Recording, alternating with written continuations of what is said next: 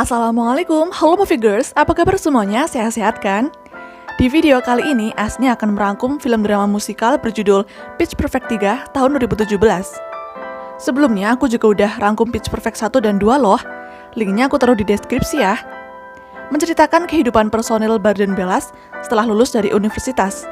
Sayangnya, kehidupan di dunia nyata tidak seindah di masa lalu. Gimana ceritanya Barden Bella bisa kumpul lagi dan bernyanyi bersama lagi? Oke, langsung saja kita masuk ke alur ceritanya.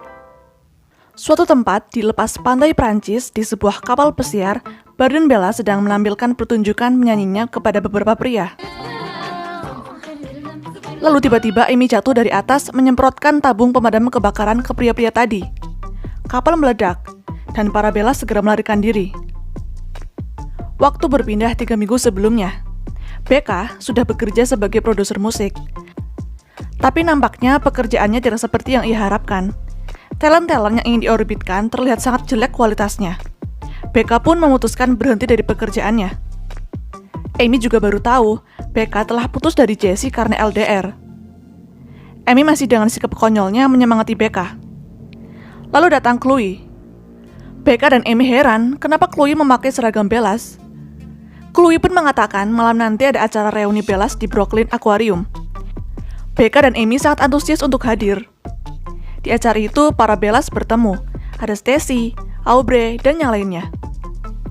Emily datang dengan grup Bellas yang baru. Tapi mereka hanya menyapa sebentar dan langsung tampil pentas. Para Bellas yang dulu hanya iri melihatnya. Becca membahas bagaimana jika grup mereka tampil menyanyi lagi. Kemudian datang Emily. Ia meminta maaf karena mengundang mereka dengan kata reuni. Padahal itu bukan acara reuni. Tapi sisi baiknya mereka jadi bisa berkumpul. Meskipun kecewa. Aubrey punya ide. Ayahnya yang bekerja di Angkatan Darat setiap tahun USO selalu melakukan pertunjukan untuk menghibur dan mendukung pasukan militer. Dan tahun ini DJ Khaled, musisi terkenal, jadi acara utamanya. Bagaimana jika mereka hadir untuk menyanyi? Aubrey ingin mereka bisa bernyanyi bersama lagi, sekaligus agar ia bisa bertemu ayahnya. Semua pun setuju dengan ajakan Aubrey. Cynthia juga baru saja dikeluarkan dari sekolah penerbangan. Dan Stacy, ternyata ia sedang hamil. Teman-teman ikut senang. Oleh karena itu, Stacy tidak bisa ikut dan akan digantikan oleh Emily. Singkat cerita, para Bella sudah tiba di Spanyol. Mereka juga bertemu Gail dan John dari Asosiasi Acapella. Gail dan John sedang berencana membuat film dokumenter. Lalu datang 2 tentara bernama Chicago dan Kapten Bernie sebagai pengawal selama tur. Chloe kelihatannya naksir sama Chicago. Sedangkan Amy merayu mereka dengan pertanyaan-pertanyaan konyol. Panggung pertunjukan sedang dipersiapkan. Ada beberapa band yang akan tampil. Ada Saddle Up, Young Sparrow, DJ Dragonauts, dan Evermoist. Juga DJ Khaled. Bellas mulai memperkenalkan diri. Evermoist yang beranggotakan Salamity, Serenity, Veracity, dan Charity cukup sombong di depan Bellas. Mereka sadar, dimanapun tetap ada kompetisi. Serenity menghina Bella yang hanya menyanyikan lagu orang lain, serta undangan mereka karena ada faktor orang dalam yaitu ayahnya Aubrey. Tak mau kalah, mereka semua pun mengadakan challenge riff off, tantangan sambung lagu sesuai tema. Dimulai dengan tema lagu pesta. Ronde kedua, Evermoist bermain tidak sesuai aturan. Mereka menyanyi dengan tim lain dan menggunakan alat bantu. Lalu, sambil cek sound, Evermoist naik ke panggung menyanyikan tema lagu lain. Tapi mereka masih menyanyi bersama dan menggunakan alat musik. Bellas tak mau kalah. Becca mencoba menyanyi dengan lantang, tapi Evermoist dan Saddle Up berusaha membuat nyanyian Becca tak terdengar. Karena lelah dengan kecurangan mereka, Barden Bella pun memutuskan pergi. Selanjutnya, para Bellas tiba di hotel. Emily sudah tidak bisa seperti dulu lagi, yang selalu membuat lagu untuk Barden Bella, karena ia sekarang sibuk. Chloe masih berusaha mendekati Chicago. Mereka menceritakan tentang diri mereka masing-masing. Para Bellas mendapat kamar yang berbeda, tapi pada ujungnya mereka berkumpul di satu kamar. Mereka membahas bagaimana melawan tim yang beda genre dengan mereka. Lalu Amy ingin pergi untuk BAB. Di kamarnya, ia menemukan boneka kelinci. Amy jadi teringat, ayahnya dulu sering memainkan boneka itu padanya. Ia buka jendela dan melihat seorang pria. Jangan-jangan itu ayahnya. Pertunjukan USO dimulai. BK bertemu pria bernama Theo. Ia adalah manajer DJ Khaled.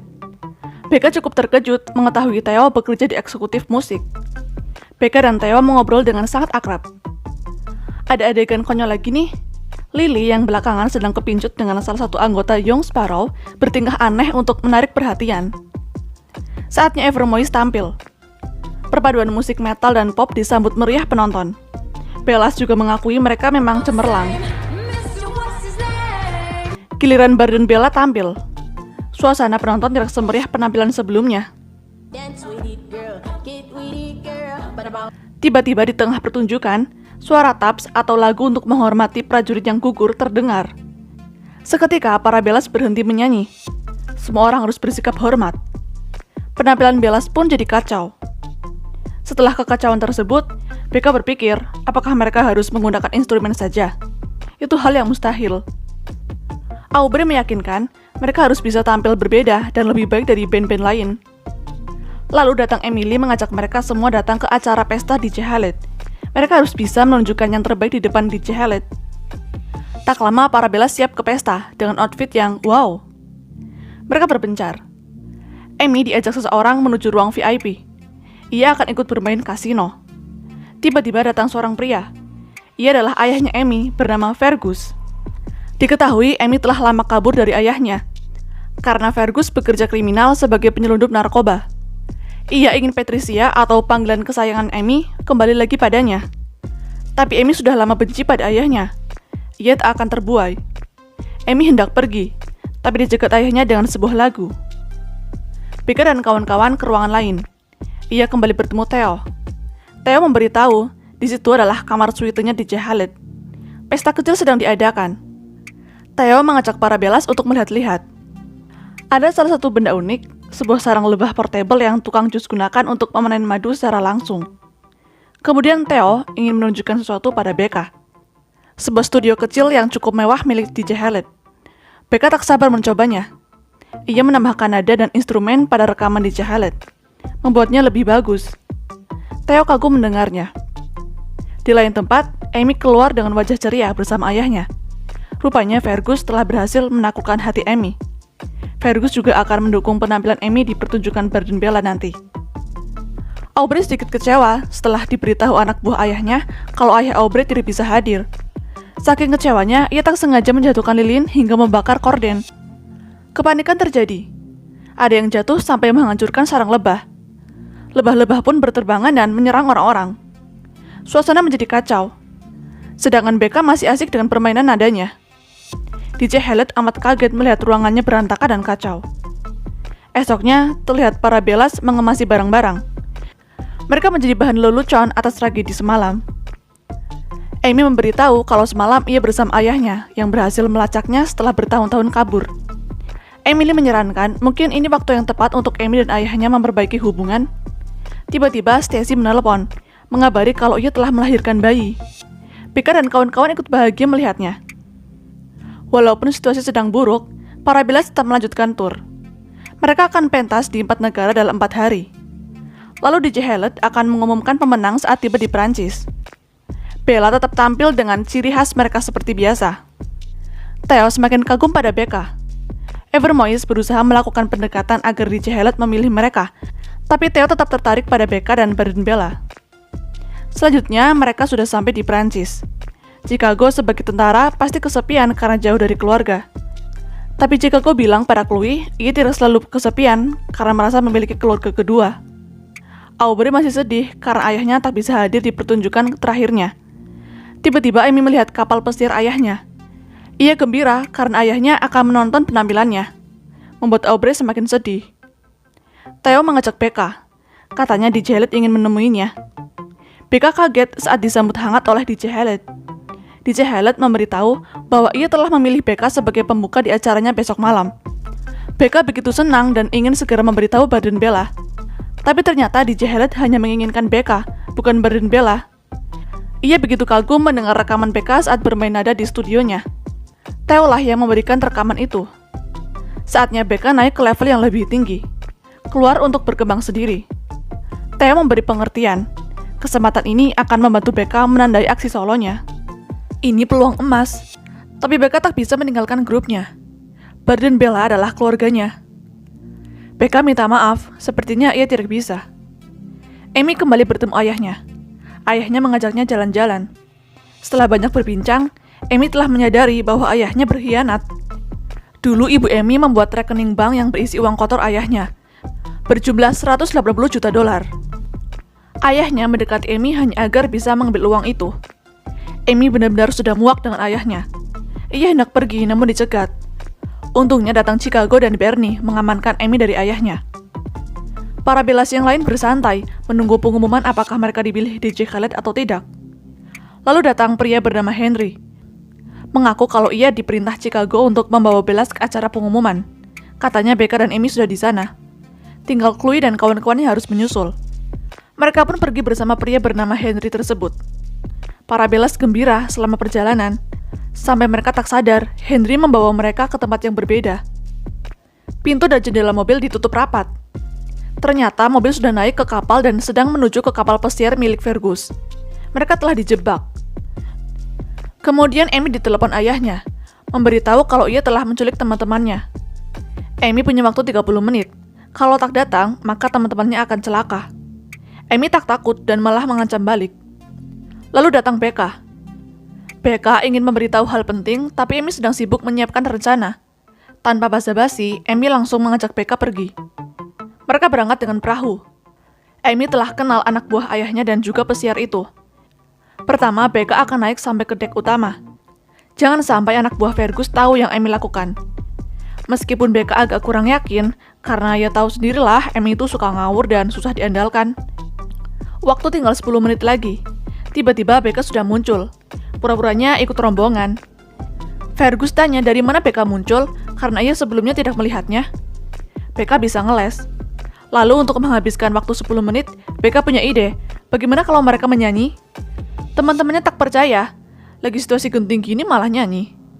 Namun Becca terus meyakinkan kalau itu memang sudah rencana. Akhirnya Bellas menyanyi untuk menghibur Fergus sekaligus mengalihkan perhatiannya. Di bawah, Amy sibuk menghabisi anak buah ayahnya. Wah, si Amy gendut ini bisa bertarung juga. Sampailah ia di dapur. Ia bertemu Michael yang ternyata mantannya. Amy kembali bertarung. Bukan pertarungan keren, tapi lucu. Michael akhirnya kalah. Amy berhasil menemukan bahan peledak. Ia taruh di panggangan dan nyalakan semua kompor. Bellas masih terus menyanyi. Lalu Amy jatuh dari atas dan menyemprotkan tabung pemadam kebakaran seperti di awal film. Para Bellas kabur dan kapal meledak. Amy puas karena ia yang menang. Helikopter datang menyelamatkan. Ayah Amy telah ditangkap. Kini Bart dan Bella masih sedikit trauma dengan tragedi yang mereka alami. Saatnya Becca memberitahu tentang tawaran DJ Khaled yang hanya memilihnya. Setelah mendengar itu, teman-temannya sebenarnya tidak apa-apa jika Becca maju sendiri. Mereka akan mendukungnya. Lagian teman-temannya juga tidak harus selalu fokus pada musik. Aubrey yang katanya ingin pindah profesi menjadi pelatih persalinan, Cynthia ingin masuk angkatan udara, dan Lily anehnya ia jadi bisa bicara dengan jelas. Sepertinya memang saatnya mereka melanjutkan bab berikutnya dalam kehidupan. Chloe juga sudah diterima menjadi dokter hewan.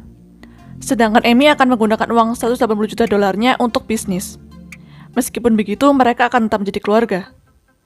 Pertunjukan terakhir tur USO dimulai. Gail dan John seperti biasa menjadi komentator. Becca sudah bersiap. Evermoist kecewa karena cuma bisa jadi penonton. DJ Khaled membuka acara, memperkenalkan bintang dan superstar barunya, Becca Mitchell. Becca mulai menyanyi. Lalu di tengah pertunjukannya, ia menarik tangan Amy dan Bellas lainnya untuk naik ke panggung. Kini Becca bernyanyi bersama teman-temannya. Becca memang tidak bisa dipisahkan dari Bart dan Bellas. Pertunjukan yang menakjubkan itu ditutup oleh Becca. Dan tepuk tangan penonton memeriahkan acara. Akhirnya mereka mendapat akhir yang hebat. Di ending, Aubrey bertemu ayahnya.